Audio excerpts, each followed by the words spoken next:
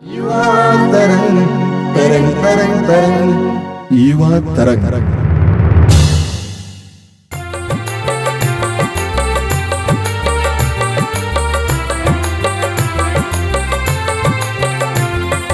यीशु नाम यीशु नाम यीशु नाम गाओ रे, यीशु नाम दिल से भजो रे। यीशु नाम यीशु नाम गाओ रे, यीशु नाम दिल से भजो रे।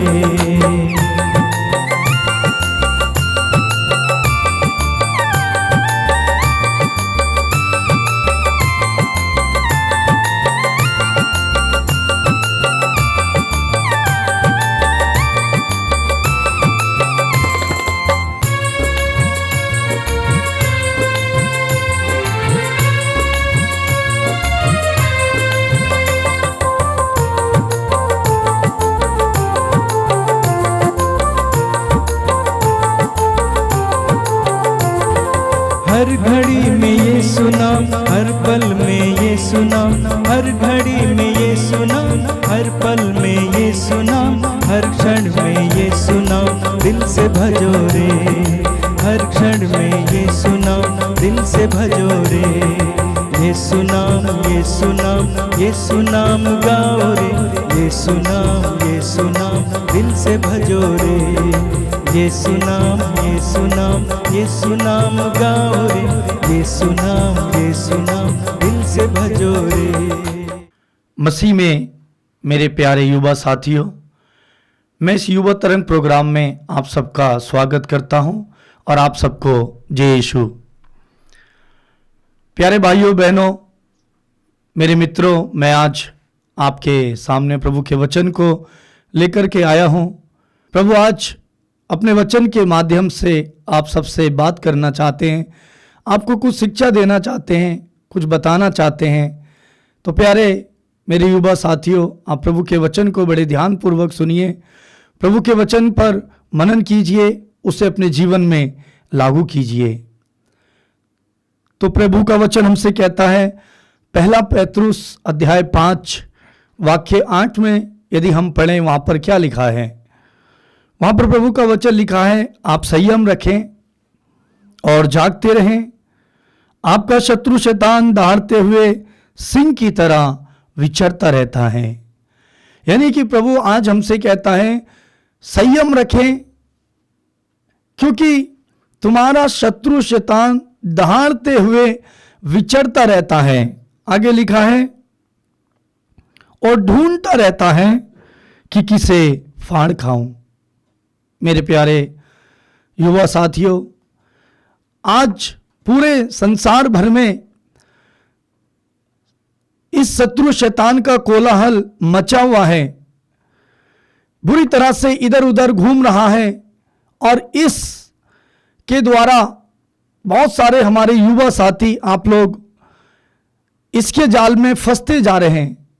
ये अलग अलग तरीके से आपके जीवन में प्रलोभन लेके आता है, अलग अलग तरीके से आपके जीवन में ये प्रवेश करता है और आपकी जिंदगी को बर्बाद करने के लिए कोशिश करता है कि किस तरह से आपके जीवन में वो घुसे और आपकी जिंदगी को बर्बाद करे, आपके जीवन को नष्ट कर डाले।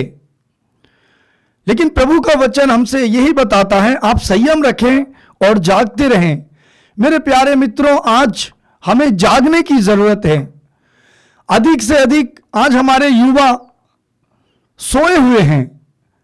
यदि उनसे कहा जाता है, आप प्रार्थना कीजिए, आप प्रभु के पास आइए, प्रभु में गहरे हो जाइए, प्रभु की वचन को पढ़िए, प्रभु के वचन को सुनिए, प्रभु में अपना समय बिताइए।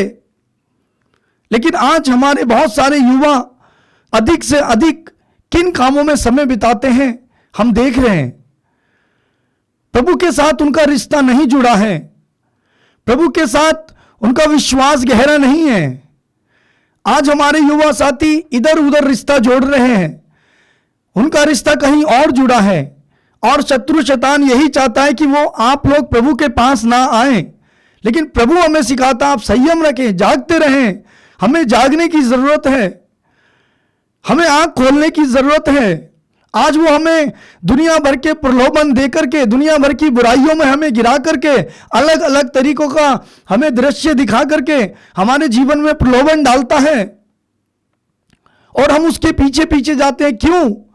क्या कारण है कि हम उसके जाल में फंस जाते हैं?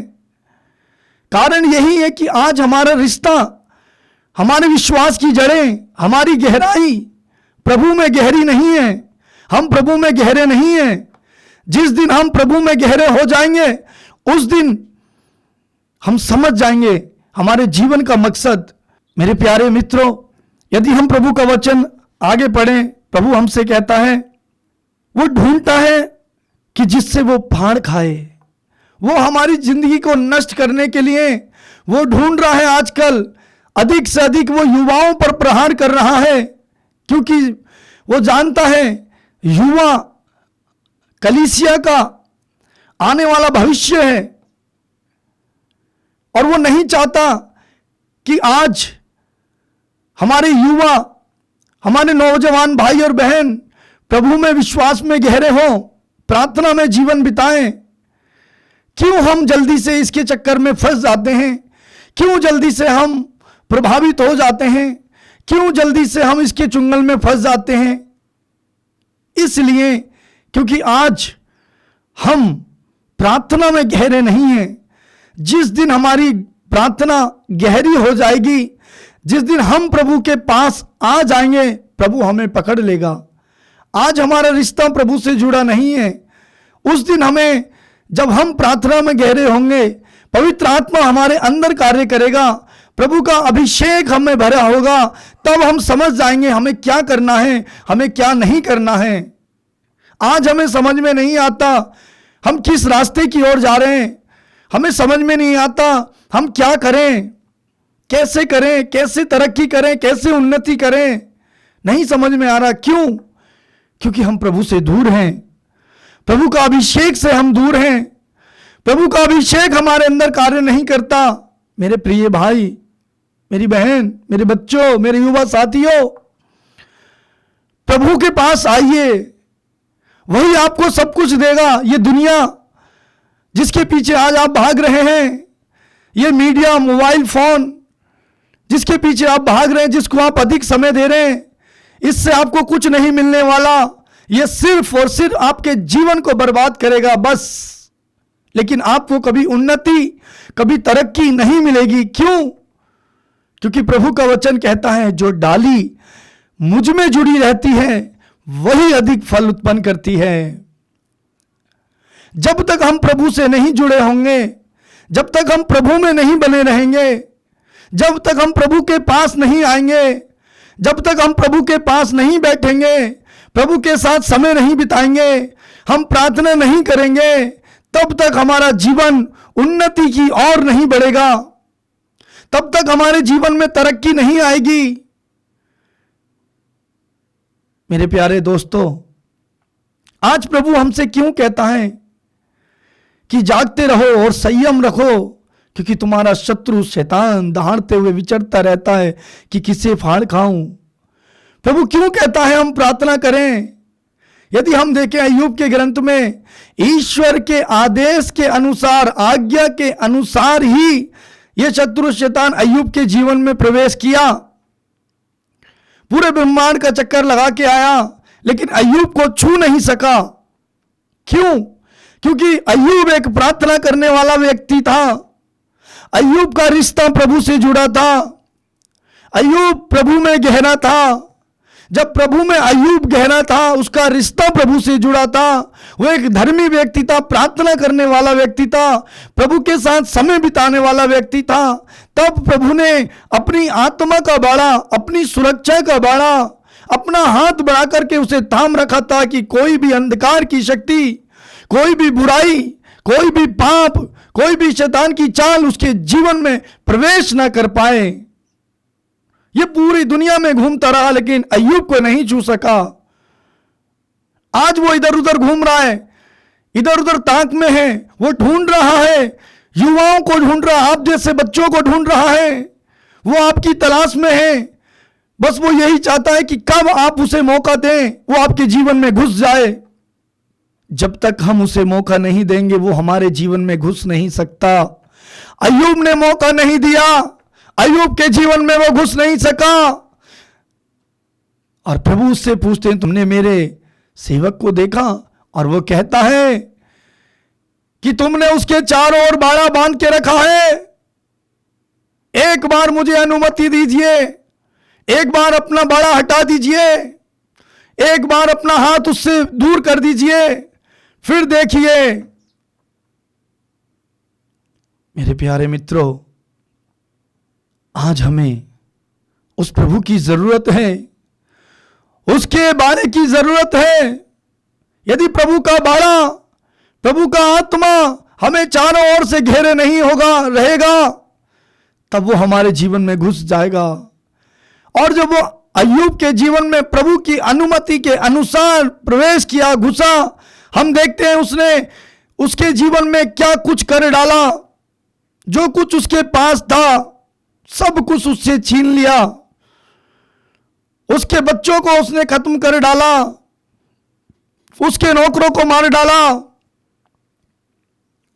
उसकी जो धन संपत्ति थी सब छीन डाली, यहां तक कि उसके शरीर को भी उसने नहीं छोड़ा। मेरे प्यारे मित्रों, जब वो प्रभु की अनुमति के अनुसार उसके जीवन में घुस करके इतना कुछ बिगाड़ सकता है, तो जब हम उसे अनुमति देते हैं अपने जीवन में, तब वो हमारे जीवन में अपनी मर्जी से जब घुसेगा, वो क्या कुछ हमारा बिगाड़ देगा, हमारी जिंदगी को बर्बाद कर डालेगा।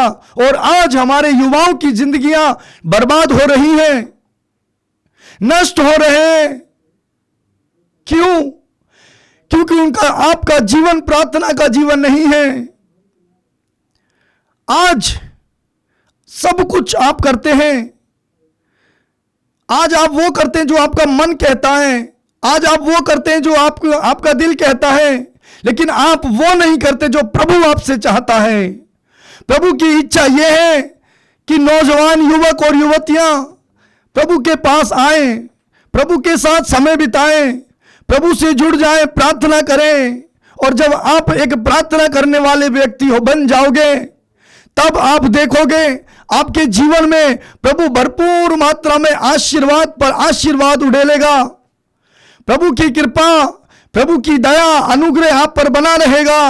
आपका बाल बांका हो नहीं सकता। यदि हम देखें दानियल के ग्रंथ में, दानियल के विषय में लिखा हुआ है मेरे प्यारे मित्रों, कि दानियल भक्त था, ईश्वर के साथ समय बिताने वाला, प्रार्थना करने वाला व्यक्ति था। जब वो प्रार्थना करने वाला व्यक्ति था, प्रभु के साथ समय बिताने वाला व्यक्ति था, ईश्वर ने दानियल को राजा की नजर में महान बनाया। उसे अपने ज्ञान से, प्रज्ञा से भर दिया, अपने अभिषेक से भर दिया, और राजा उससे खुश होकर उसे अपने साम्राज्य पर, अपने राज्य पर अधिकारी नियुक्त करता है। आज हम में से भी प्रभु चाहता है कि आप में से बहुत सारे युवाओं को प्रभु अधिकारी बनाए, नियुक्त करे। आपको खड़ा करना प्रभु चाहता है, लेकिन उसकी शर्त यही है कि हमें प्रभु के पास आना पड़ेगा। जब तक आप प्रभु के पास नहीं आओगे, आपको कुछ नहीं मिलने वाला।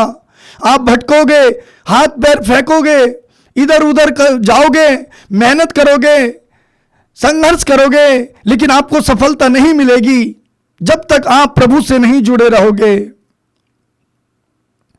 जिस दिन आप प्रभु में रहकर मेहनत करोगे, जिस दिन आप प्रभु में गहरे होकर मेहनत करोगे, संघर्ष करोगे, कुछ करने की कोशिश करोगे, आपको सफलता मिलेगी। आज बहुत सारे युवाओं को हम देखते हैं, मेहनत करते हैं, बहुत कुछ करते हैं, पढ़ाई करते हैं, नौकरी नहीं है। क्यों? इतना सब कुछ करने के बाद भी इसलिए नहीं है कि हम सब कुछ का ज्ञान हासिल करते हैं, लेकिन प्रभु का वचन हम नहीं पढ़ते। वो ज्ञान हम हासिल नहीं करना चाहते जिस ज्ञान के द्वारा हमें उन्नति और तरक्की मिलेगी। हम उस सच्चाई को नहीं जानना चाहते जिस सच्चाई के द्वारा हमें आशीर्वाद मिलेगा। मेरे प्यारे मित्रों, मैं आपको बता रहा था दानियल के विषय में कि दानियल प्रभु से जुड़ा हुआ व्यक्ति था, प्रार्थना वाला व्यक्ति था। जब वो प्रार्थना करने वाला व्यक्ति था, उसके पीछे उसके शत्रु पड़ गए, लेकिन उसने हार नहीं मानी। प्रभु उसके साथ रहा और वो प्रभु के साथ जुड़ा रहा। उसने प्रार्थना में जीवन जिया। ये शत्रु चाहते थे कि राजा की नजर में कैसे इस दानियल को गिराया जाए, कैसे क्या करें कि दानियल से राजा प्यार ना करे बल्कि इससे नफरत करे। स्वार्थ। तब वो एक चाल चलते हैं। चाल ये, क्योंकि वो जानते थे दानियल प्रार्थना करना छोड़ नहीं सकता। सब कुछ छोड़ देगा लेकिन प्रार्थना करना नहीं छोड़ेगा। और उन्होंने वही चाल चली। उन्होंने राजा से अनुरोध किया, राजा आप एक आज्ञा निकालिए कि कोई भी 30 दिन अपने ईश्वर से प्रार्थना नहीं करेगा बल्कि आपसे प्रार्थना करेगा। और वो जानते थे कि दानियल कभी ऐसा नहीं करेगा। उनको सच्चाई मालूम थी। और वो राजा के पास जाकर ये अनुरोध करते हैं, आज्ञा निकलवाते हैं, और राजा इस आज्ञा की घोषणा करता है। लेकिन दानियल इस बात को सुन करके विचलित नहीं हुआ, वो घबराया नहीं। और उन्होंने एक बात और कही कि यदि कोई भी इस आज्ञा का उल्लंघन करेगा, कोई भी इस बात का पालन नहीं करेगा तो उसे दंड दिया जाएगा। दंड यह था कि उसे शेरों की मान में डाल दिया जाएगा। हम सब प्रभु के वचन में पढ़ते हैं, दानियल का ग्रंथ अध्याय 7 में लिखा हुआ है। और उन्होंने आदेश निकाला और दानियल ने इस बात को सुना।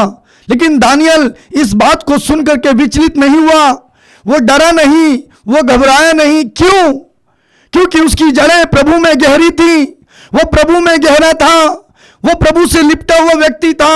उसे मालूम था कि मेरा प्रभु मेरे साथ है तो दुनिया की कोई भी विरोध की शक्ति मुझे टच नहीं कर सकती, मुझे छू नहीं सकती। मेरे प्रिय भाई और बहन, वो गया और अपनी आदत के अनुसार प्रार्थना करने लगा। अपने कमरे में गया, घुटने टेक कर हाथ उठाकर प्रभु से प्रार्थना करने लगा। और ये शत्रु उसके पीछे पीछे आते हैं और देखते हैं दानियल ऐसा करता है कि नहीं करता, और जाकर राजा को बता देते हैं कि राजा, क्या आपने ये घोषणा नहीं की, आज्ञा नहीं निकाली कि कोई भी 30 दिन तक अपने ईश्वर से प्रार्थना नहीं करेगा बल्कि आपसे प्रार्थना करेगा? लेकिन आपका मित्र, आपका दोस्त, जिसे आपने इस राज्य पर अधिकारी नियुक्त किया है, उसी ने आपके आदेश का पालन नहीं किया। राजा दुखी हो जाता है और दानियल को दंड दिया जाता, शेरों की मांद में डाल दिया जाता है। अब मेरे प्रिय भाई और बहन, प्रभु का वचन हमें बताता है, प्रभु का वचन हमसे कहता है, स्रोत ग्रंथ अध्याय 121 और 91 में भी प्रभु का वचन हमसे कहता है कि तुम जहां कहीं भी जाओगे मैं तुम्हारी आत्मा की रक्षा करूंगा। प्रभु हमारी आत्मा की रक्षा करेगा। और उस आगे प्रभु का वचन कहता है, स्रोत ग्रंथ अध्याय 91 में, और मैं अपने दूतों को आदेश दूंगा कि वह तुम्हें अपने हाथों पर उठा लें, कि जिससे कि तुम्हारे पैरों को पत्थर से चोट ना लगे। अब दानियल ईश्वर से जुड़ा हुआ व्यक्ति था, प्रार्थना करने वाला व्यक्ति था। शत्रु उसके पीछे थे लेकिन उसका कुछ बिगाड़ नहीं पाए। दानियल को सिंहों के मान में डाल दिया जाता है। लेकिन प्रभु का वचन आगे बताता है कि दानियल को वो शेर खा नहीं पाए। क्यों? क्योंकि प्रभु ने दानियल के विषय में अपने वचन को पूरा किया। अपने दूत को भेजा और सिंहों के शेरों के मुंह को बंद कर दिया, और दानियल को उन दूतों ने अपने हाथों पर उठा लिया। मेरे प्यारे मित्रों, आज प्रभु आपको अपने हाथों में उठाने के लिए तैयार है। वो आपकी आत्मा की रक्षा करेगा, वो आपको बचाएगा प्रलोभन से, वो आपको बचाएगा आपकी जिंदगी बर्बाद होने से, वो आपको नष्ट होने से बचाएगा। बस शर्त यह है कि आपका रिश्ता प्रभु से जुड़ा हो। आपको प्रभु के पास आना होगा। जिस दिन आप प्रभु से जुड़ जाओगे, जिस दिन आप प्रभु से अपना रिश्ता जोड़ लोगे, प्रभु आपको आशीर्वाद पर आशीर्वाद देगा। लेकिन प्रभु से दूर रहकर आप कुछ नहीं कर सकते, क्योंकि प्रभु का वचन कहता है तुम मुझसे दूर रहकर कुछ नहीं कर सकते। मेरे प्यारे युवा साथियों, हम अपने आप को जांचें, हम अपने आप को देखें क्या हम प्रभु के साथ जी रहे हैं? हम कौन सी दुनिया में जी रहे हैं? हम किस चीज को पकड़ के जी रहे हैं? हम किस अंधकार में जी रहे हैं?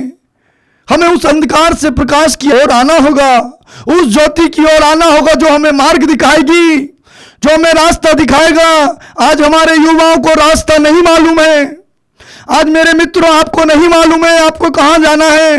बहुत सारे युवा बोलते हैं हमें नहीं पता हम क्या करें, हमें नहीं समझ में आ रहा। लेकिन प्रभु का वचन कहता है प्रभु आपको सब कुछ समझा देगा, पवित्र आत्मा आपको सब कुछ बता देगा। लेकिन शर्त यह है मेरे प्यारे साथियों, आपको प्रभु के पास आना होगा। आप जो जिंदगी जी रहे हैं आपको छोड़ दीजिए, उन बातों को छोड़ दीजिए जो प्रभु को प्रिय नहीं है, वो काम छोड़ दीजिए जो प्रभु को पसंद नहीं है। आप प्रभु में बने रहिए, आप प्रभु से जुड़ जाइए, प्रभु आपको आशीष देगा। आपका बाल बाका हो नहीं सकता, विपत्ति आप पर आ नहीं सकती, दुश्मन आपका कुछ विरोधी कुछ कर नहीं सकते, ये शत्रु शैतान आपका कुछ बिगाड़ नहीं सकता। लेकिन बिगाड़ देगा कि जब आप प्रभु से दूर हो जाओगे, जब आप प्रभु के मार्ग से भटक कर प्रभु के वचन से दूर रहकर जब आप जियोगे, वो बिगाड़ डालेगा, आपको बर्बाद कर देगा। यदि आप आज चाहते हैं कि आप एक ऐश आराम की, खुशी और आनंद की जिंदगी जिए, प्रेम की जिंदगी जिए, शांति की जिंदगी जिए, यदि आप चाहते हैं कि आपको उन्नति और तरक्की मिले, तो मैं आज आपसे कहूंगा आप प्रभु के पास आ जाइए। प्रभु आपको वो सब देगा जो आज आप उस दुनिया में ढूंढ रहे हैं। आप दुनिया छोड़ करके प्रभु में ढूंढिए, आपको प्रभु भी मिलेगा और जो आप चाहते हैं आपको वो भी मिलेगा। तो मेरे प्रिय भाई और बहनों, मेरे युवा साथियों, आइए हम एक पल अपनी आंखें बंद करें और हम प्रार्थना करें।